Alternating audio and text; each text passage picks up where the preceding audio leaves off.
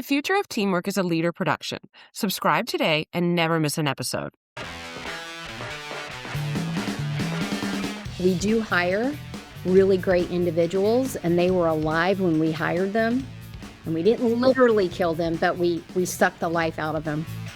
Welcome to the Future of Teamwork podcast. My name's Dane Grunewald, and today I'm joined by Shelley Smith. Shelley is the Culture Curator, founder and CEO of her business Premier Rapport, and the author of Thirsty, Restoring Organizational Flow When Relationship Culture Runs Dry in the Workplace. So I'm excited to dive into all of those roles and areas of work that have been keeping you busy today, Shelley. Welcome to the show. I'm very happy to be here.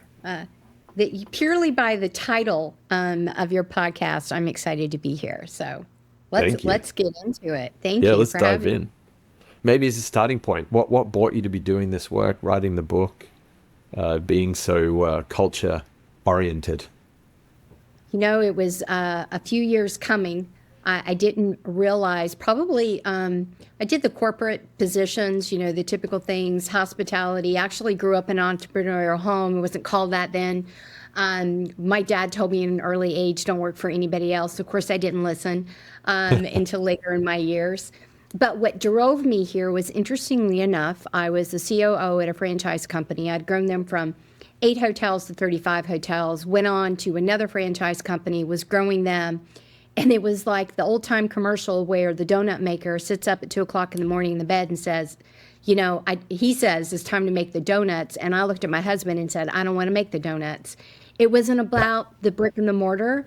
It was about the people. And it took a couple of conversations actually with a franchise broker, and started pitching me at the time executive coaching, peer board. There wasn't, you know, if you had a coach, you're like, what's wrong with you? And now if you don't have a coach, what's wrong with you, right? Fascinating. So it's like, you know, people make money at that. So I got into that space. I bought a franchise. I sold it after a year. It took some bumps and bruises. And I was in a conversation with my business coach. And we were doing a full huddle day, and she opened up really early in the conversation. She's like, tell me more about the culture work that you do. And I looked at her. She goes, you know, workplace culture. And I looked at her again. Believe it or not, I'd never framed that is what I do. And Yes. That was a lightning bob moment. That was roughly 18 years ago. And I reflected back when I became disenfranchised, when I became really disengaged and frustrated, and left the company that I was at the time. And just reflecting on that, I realized all the methods I'd done, the processes I had done, and I started to, trademark them and to lay them out, and then start work with people. And I was like, I'm onto something here. And one thing sort of, led to another. So I've written a few books, but my last one is, it checks all the boxes for me. I hope it checks all the boxes for other people too. And it really is about, really since post the COVID years. So post March of 2020 and all things that went awry, I started documenting, journaling in a different way. I've always journaled.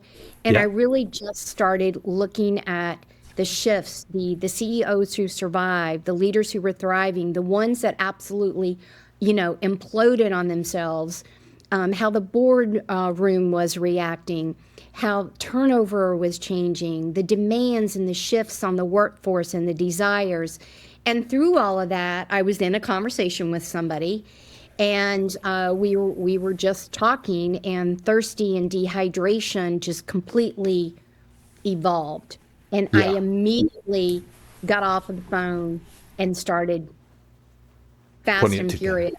And it started off as a typical book, leadership book. There's thousands of them out there. And I kept rewriting the versions, and I finally landed with, I can't give any of the sections that I want up. It started off more textbooky. And I liked the fables that Patrick Lencioni actually usually, So I said, you know what?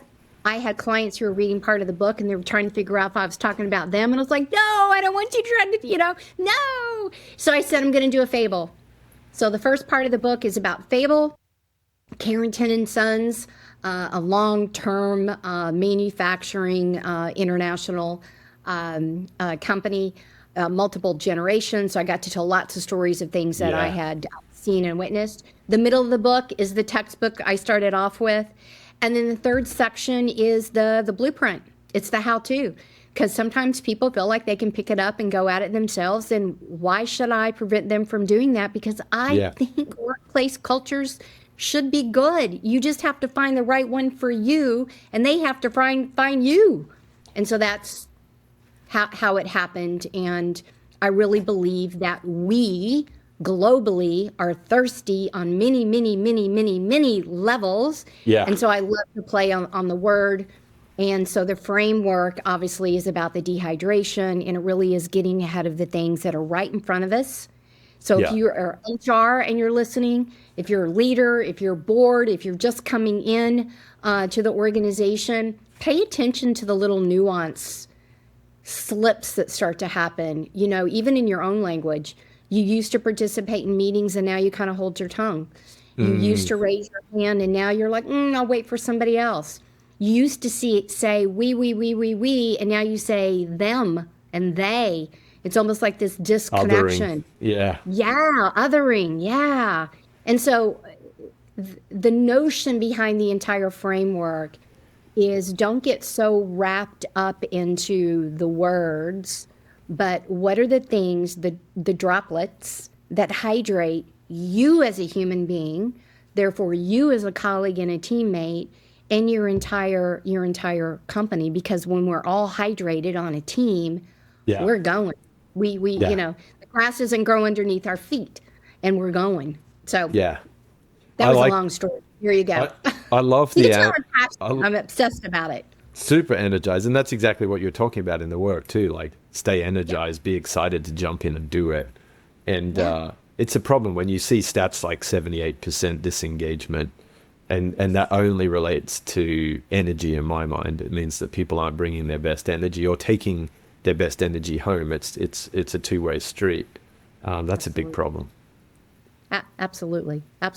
New hires that go home and their friends and family say, how was your first day? They need to be excited about their first day. You needed to connect with them in some way, shape, or form. They're like, I think I'm going to like it there. Because trust me, if not, the comment's going to be, I'm going to keep looking.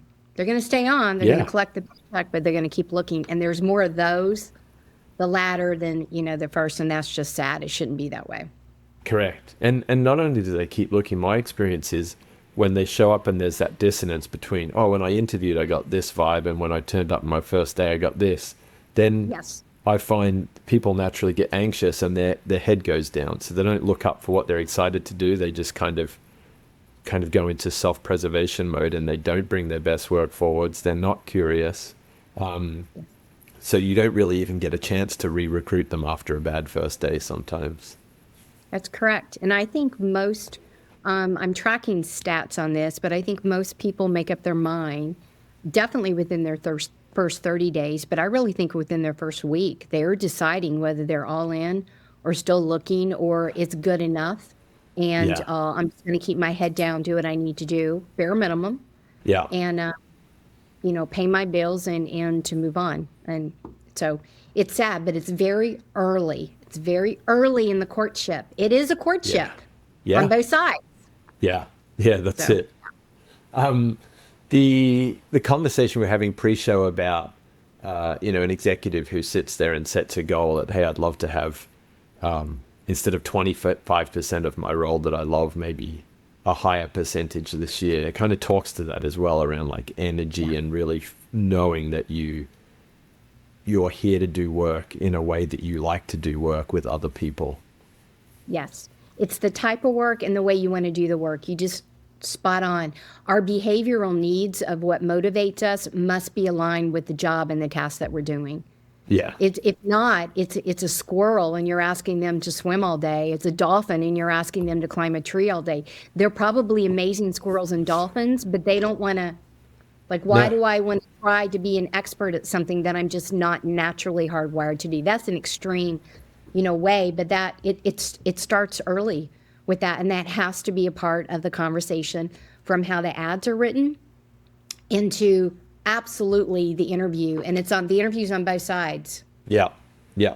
People who are listening that are job hunting right now, if somebody told me my younger self, it would be interview the person that you're about to work for. Get into it, ask questions.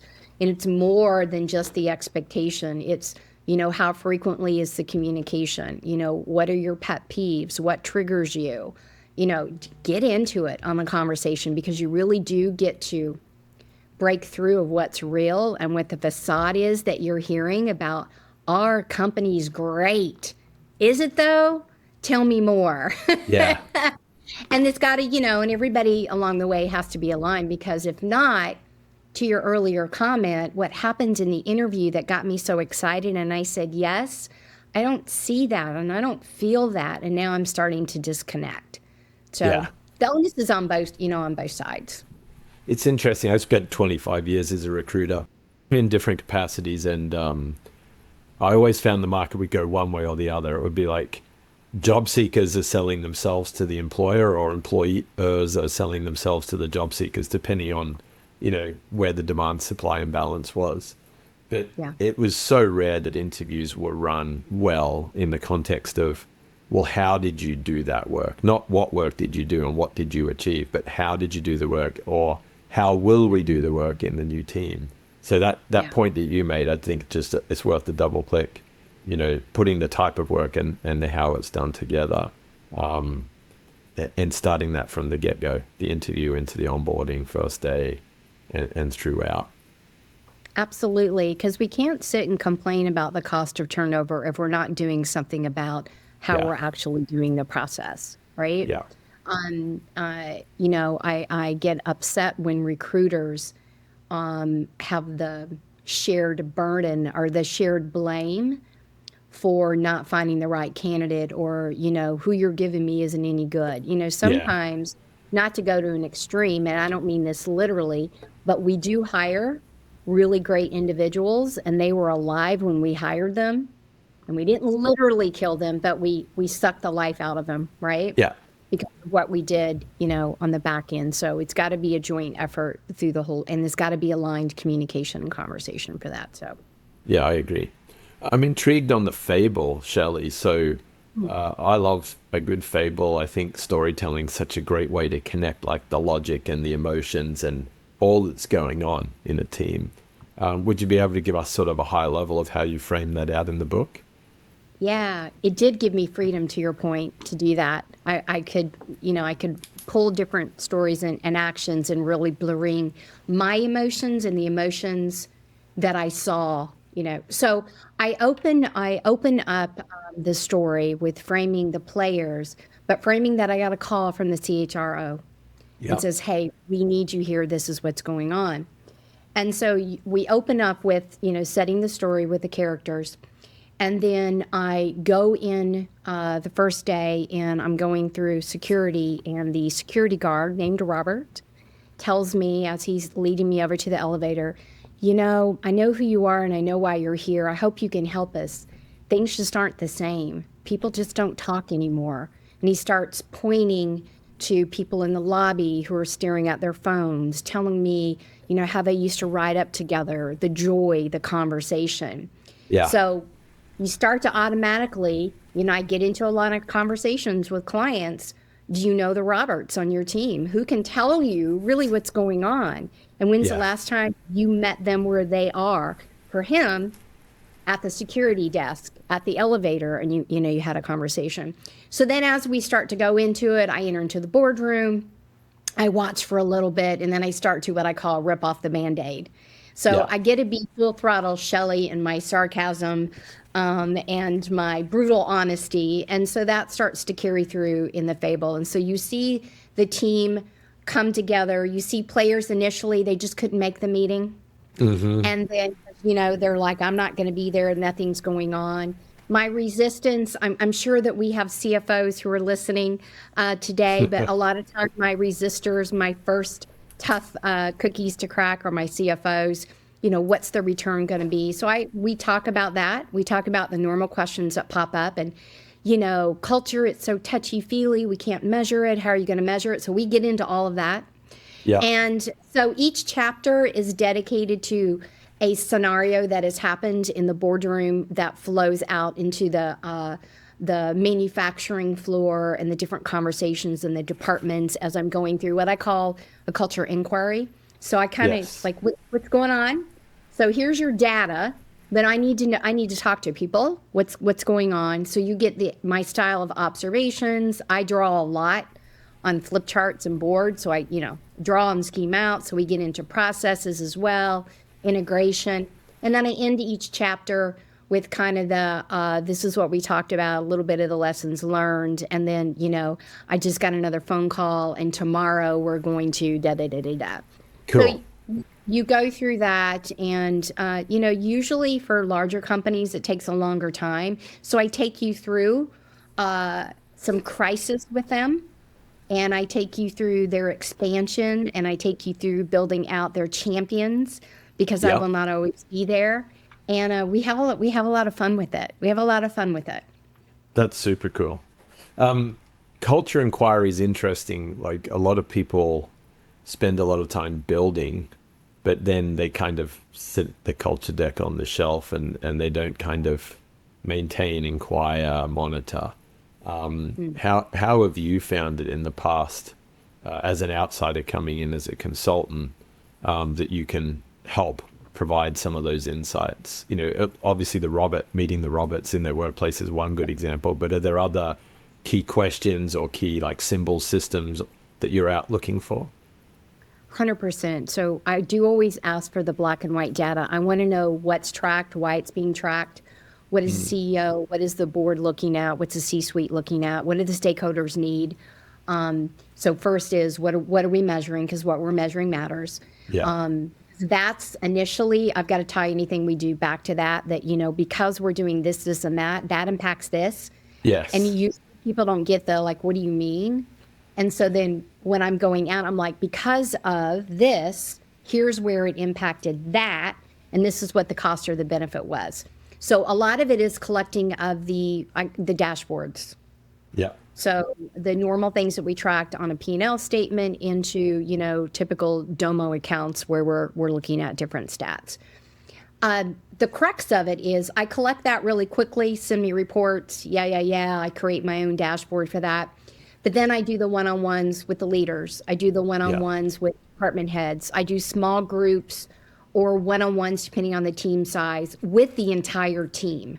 So Cool. I am going to where they are and we're just having a conversation. What do you like? What do you wish? What do you wonder? Yeah. How do you describe working here? What keeps you here? What got you here? So kind of the normal, it's not rocket science stay interviews. And I just do a lot of questions and a lot of listening, a lot of note taking. And then I summate that coupled with, this is what I heard. This is what your stats say. The third arm, this is your written vision, mission, and values. And through those conversations, I'm asking people to see if they can quote those. Yeah. I am looking at the alignment and listening. I'm listening to how they describe it. So we were talking about the alignment earlier. I heard this in the interview, but I got in and it was that. Yes.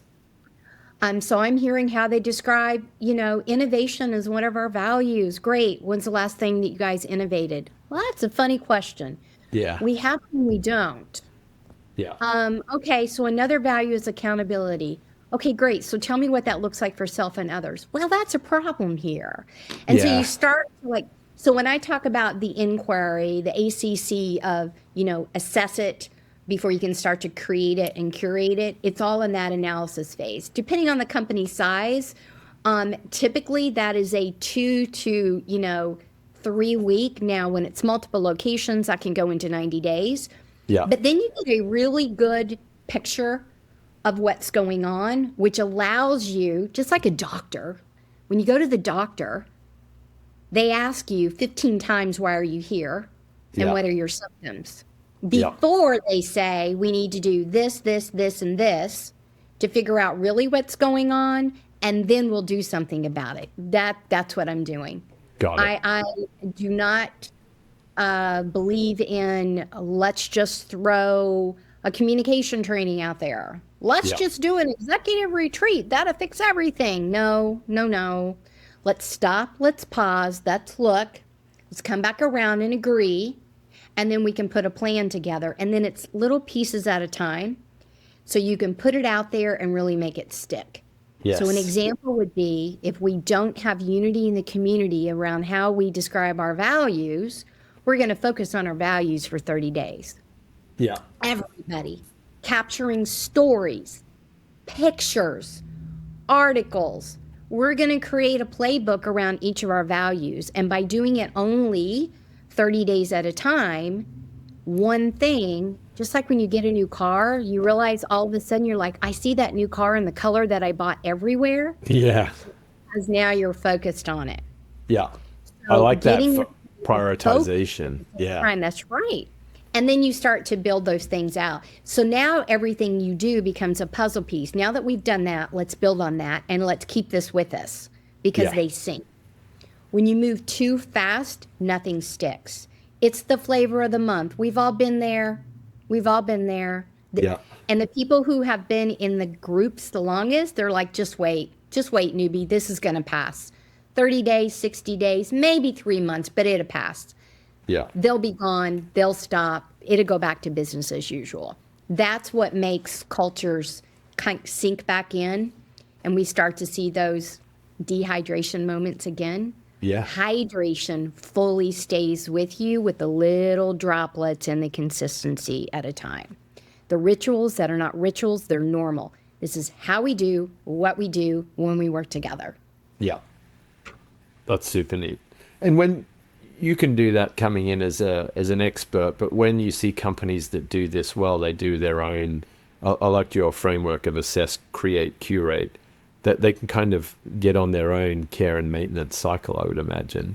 Does that tend to sit purely in the HR people function, or do you tend to see that executive teams, leadership teams are playing a more active role in doing that kind of cycling? It must be the latter.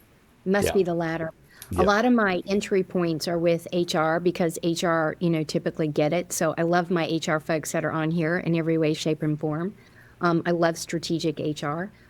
Tactical HR is definitely gone and disappearing. So love my strategic HR. But it has to be, this is a we game.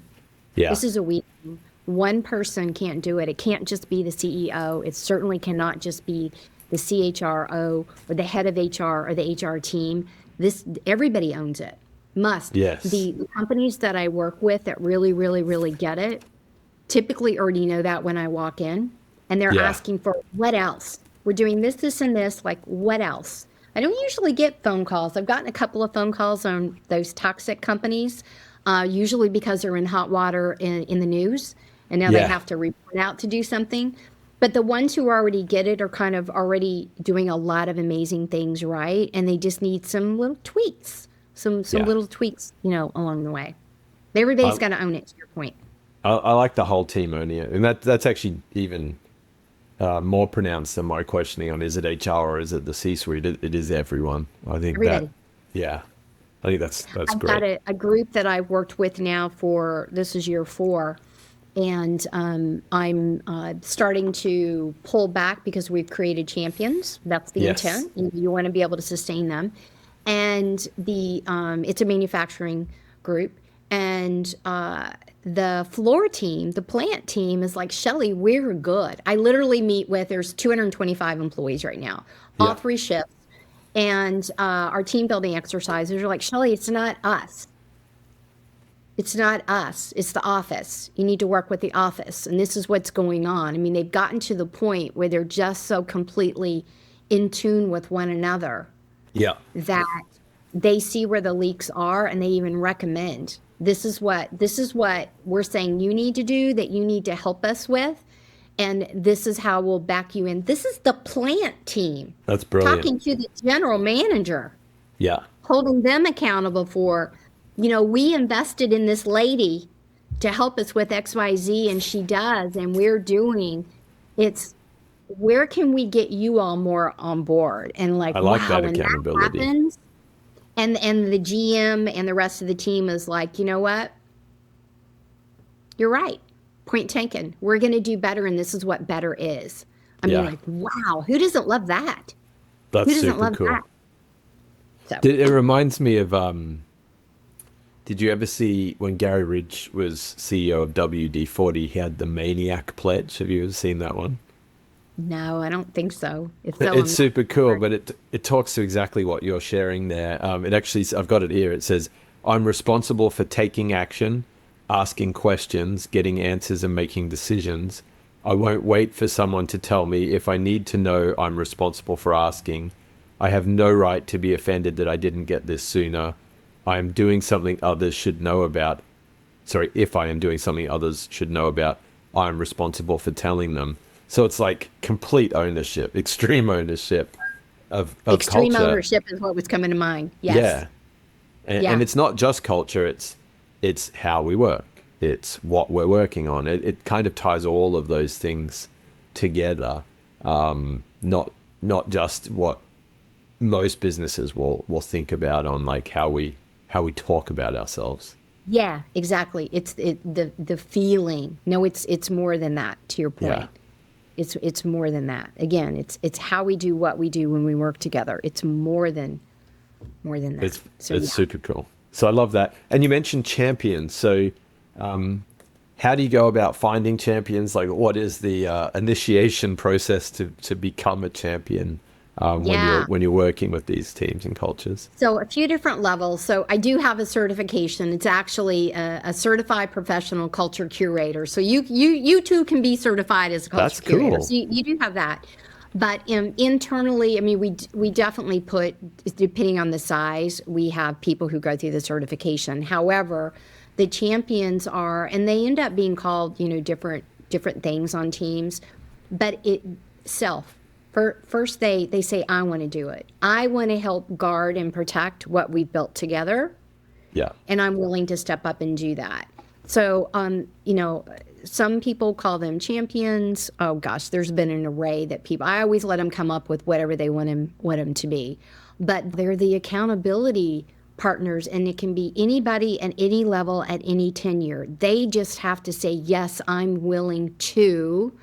And then we go into whatever the commitment is. I have had a lot of fun where I've gone through, one team we did knighting ceremonies. We had a whole lot of fun with it. That's so cool. We dressed up in the medieval garb. I actually have a couple of swords myself. Nice. And we actually knight people when they come into this commitment. So we take it really seriously. To commit that you're going to pledge to do. It's not like, crazy voodoo and stuff, but it's the commitment. It goes to the core of what you just read, that yes, I'm willing to do this in a full circle. And I can give you examples of what that means when it's right and when it's not. And then they collectively will come together, again, depending on the company size, the frequency and the different locations. And they're the ones who come up with, looking ahead of the leaks, staying in contact with the Roberts of the world, making sure that the C-suite and the board members, depending on, because boards are, get involved in different ways, but the luncheons and the breakfasts and the coffee meetings happen, and they're a part of the interview process, and they're a part of the ongoing onboarding. They're a part of the skilling up. So they're a part of the conversations.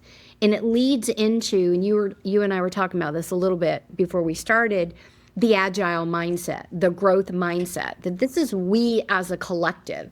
Yes. I'm not just here as an employee or an employer, but we're here to do this thing together, and we happen to be getting paid, and it's how we survive, but we like it, and we like each other. And when people hear that sometimes from me, they're like, you're little. No, I see it in action. There are companies out there like that.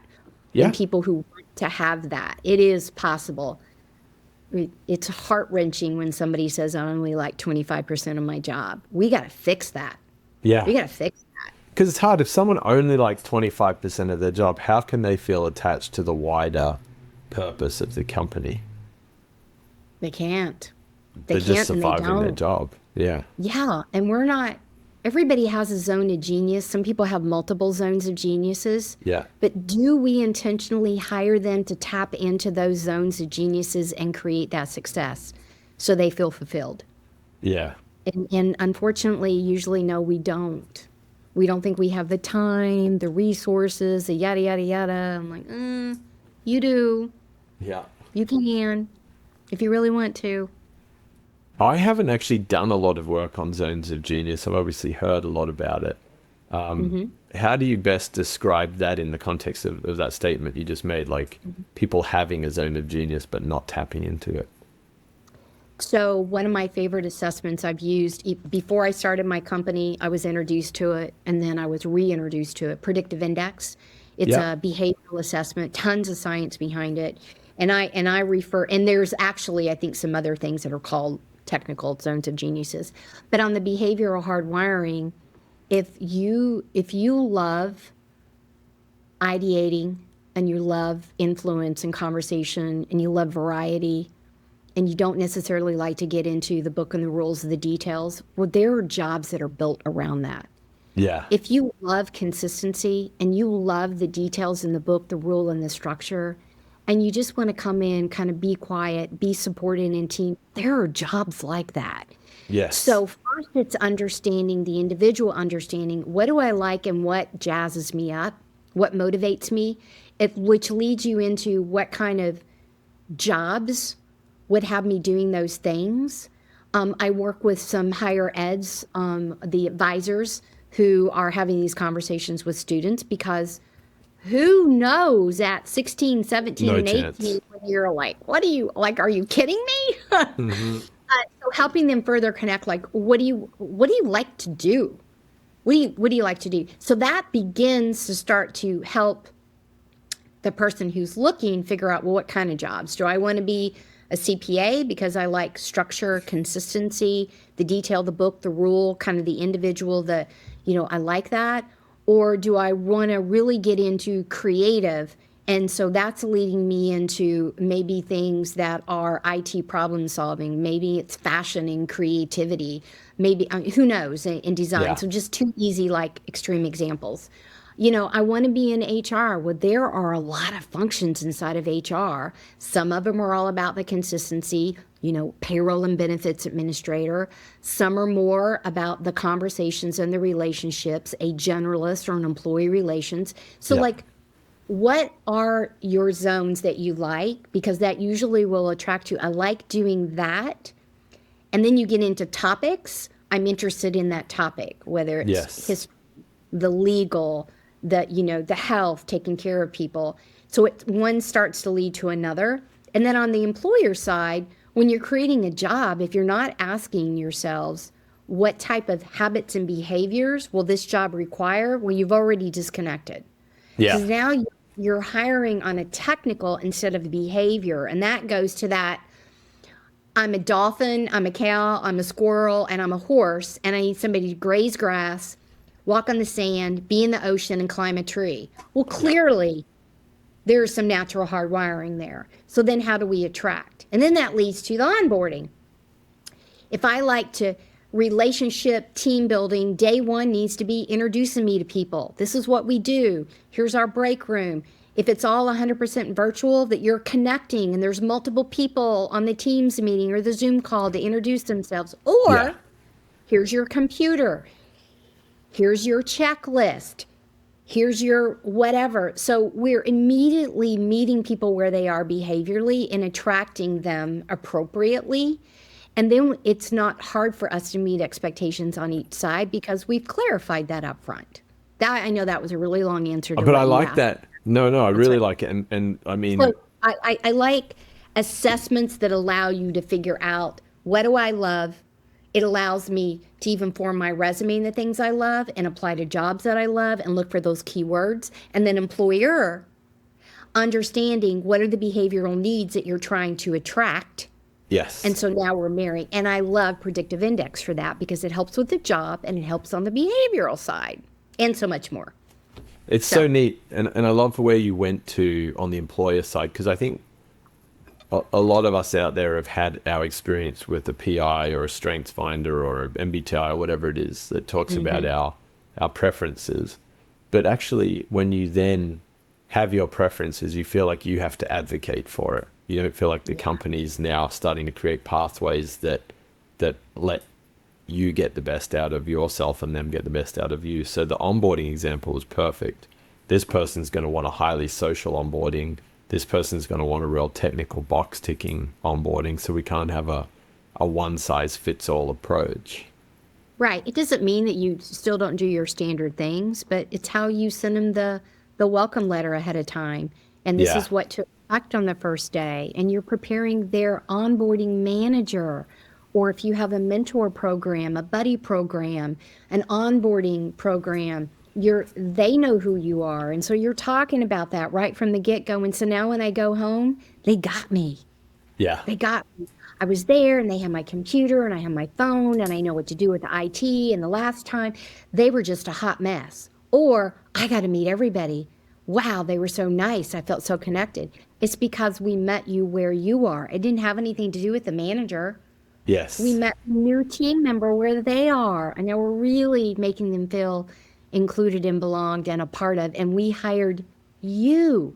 We hired you. A lot of energy up front gives you massive rewards on the back end. Yes. Because they're really only open to that investment in that early period based on our early conversation. If not, we're clean up on aisle 9. Yeah. And then it's late. And that's rough for everyone. See the service attendant, and nobody goes inside to see the service attendant. Yeah. We leave. We go someplace else. Yeah.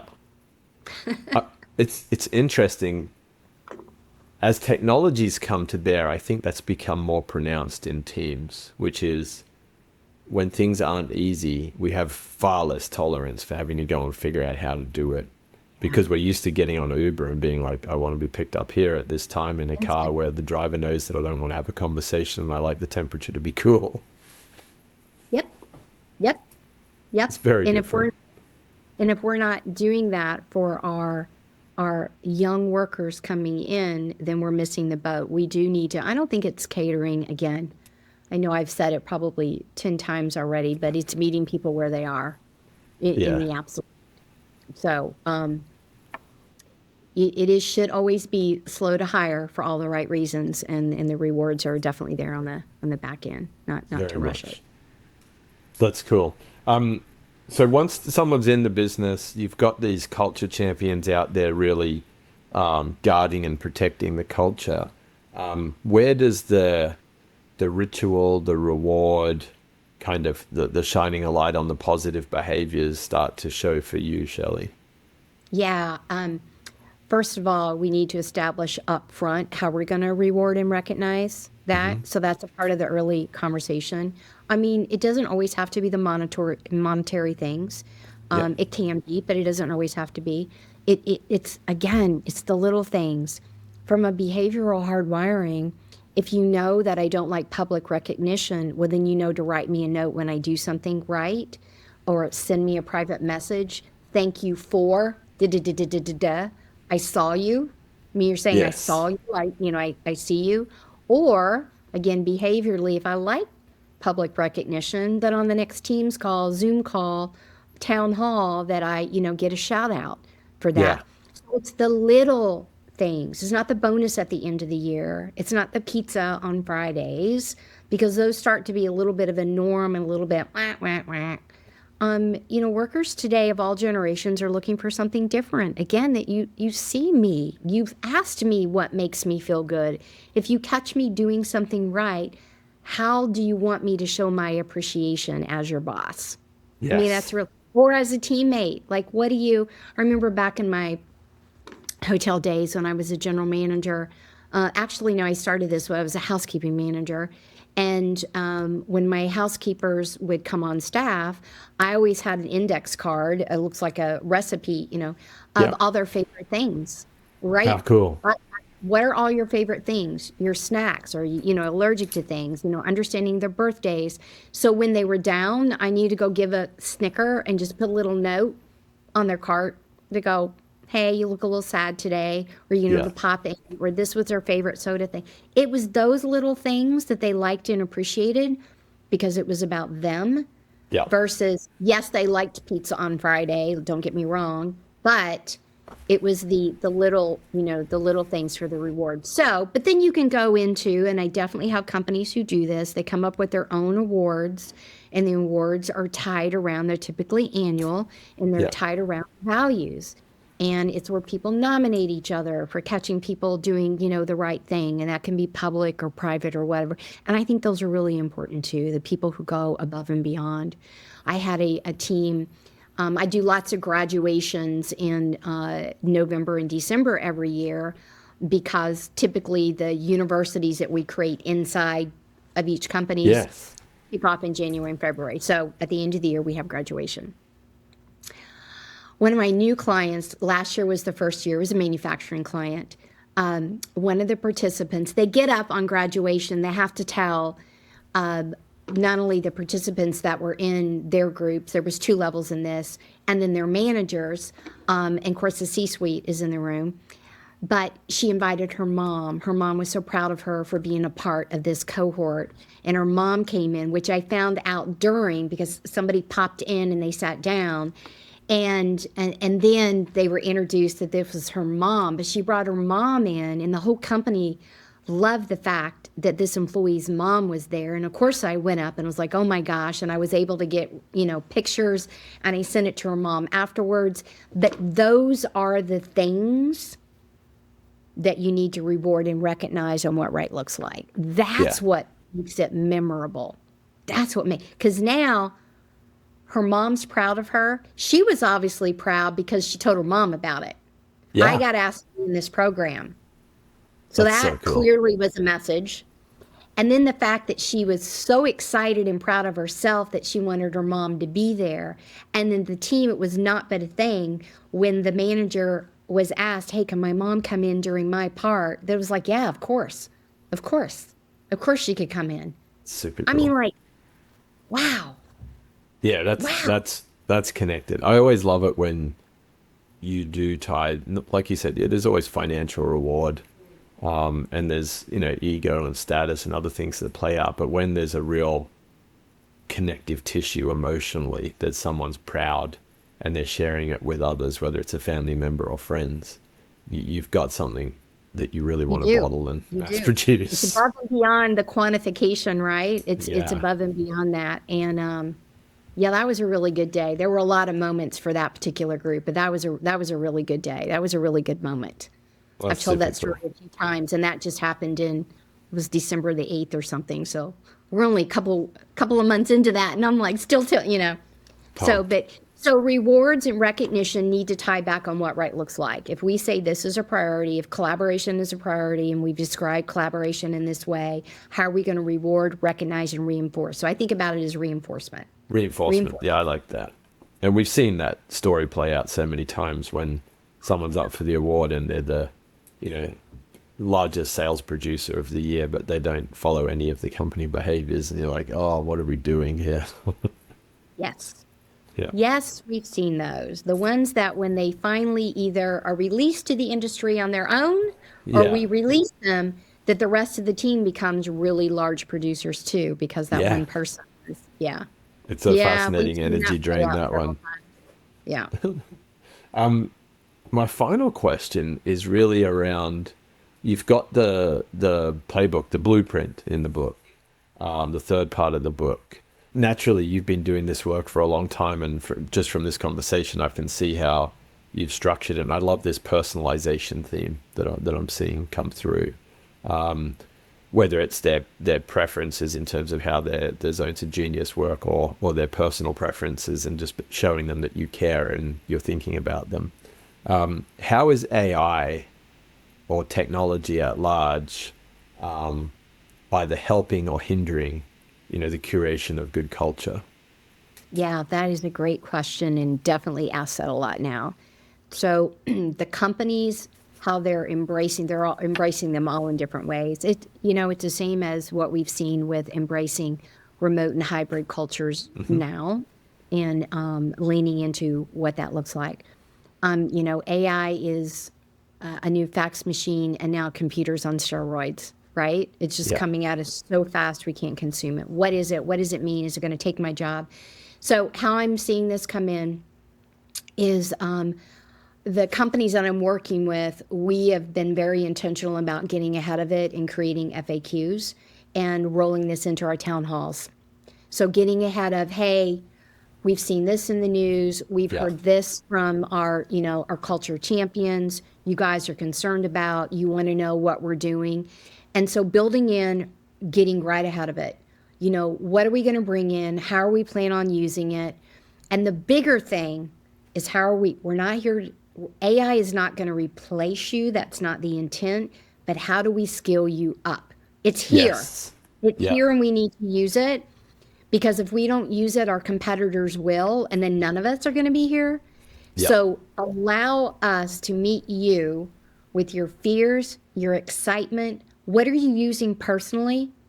Are you using it at work, even though we didn't maybe have an AI SOP? Yeah. So meeting people right from the beginning and talking about it. The companies who have not done that, because quite frankly, if you haven't done that now, today, you are so far behind. Hate to tell you, if you're listening, like, ugh. If you're like, we don't allow it, trust me, your team is using it. You just don't know they're using it. They're using it personally. They're figuring out ways to have a 22-hour work week in order to, get things done. You need to train them on it. So the impact is, I see fear, a lot of questions, a lot of unknown. The companies that are getting ahead of that are companies who are saying, we don't know either. Here's some things that we want to try out. We want to have a task group. Yes. Let's play with some different things, figure out what we're going to use and how we're going to use, and then let's train everybody. So if we're going to bring in Copilot, that's great. We can turn it on. We can have a license, but we need to know how to use it, because if not, what I'm seeing happening is people are saying it's junk. Well, that's because you don't know you haven't been taught prompt engineering. Yeah. If you don't know what to tell it, it is no different than you don't know how to train and delegate your team. And you get frustrated when you delegate and you take it back. It's because you didn't train them. It's the same thing with AI. If you don't know how to write whether you're using a Rose's prompt or a crit prompt, if you don't know how to write it, it's junk in, junk out, and it doesn't work. So then it's the training, prompt engineering's got to start with that. We're not talking automation-wise. We're talking artificial intelligent-wise. And then it is, how are we training for curiosity, judgment, decision-making, business analytics? If we have not been training people how to digest the correct data, we're not skilling them up. We're leaving them behind. Yeah. And so those are the things that are bubbling up. So I have a lot of people contacting me for skill assessments now. Yeah. Like, how do you figure out where we are? Well, first we need to know what's important. We know AI will come up, but curiosity is a big one. Judgment's a big one. Decision-making's a big one. If you're not using business analytics, you're behind, the curve. You're definitely working harder, not smarter. When people pull up the spreadsheet of the spreadsheet of the spreadsheet of the spreadsheet, I'm like, bless your heart. Bless your heart. How long did that take you? What irritates you? Does it irritate you when they figure out the password and they change the formula and now everything is wrong? Everything's ruined. You didn't know it was wrong, and somebody said, what is this number, and where did that data come? And I'm losing my mind. How did you know? Yeah. Upgrade. It's time to upgrade. Yeah. So that's those neat. are things that are happening with AI, and we need to get ahead of it. We need to help people because it's here to stay. We don't need to be in fear of. We need to skill up. Yeah. I like just how pragmatic that is. Address the fear, skill up. I love your task groups, like actively involve people to go and do some of the work and report back. Yeah, all levels. Yeah. I love that. Yeah. And then clearly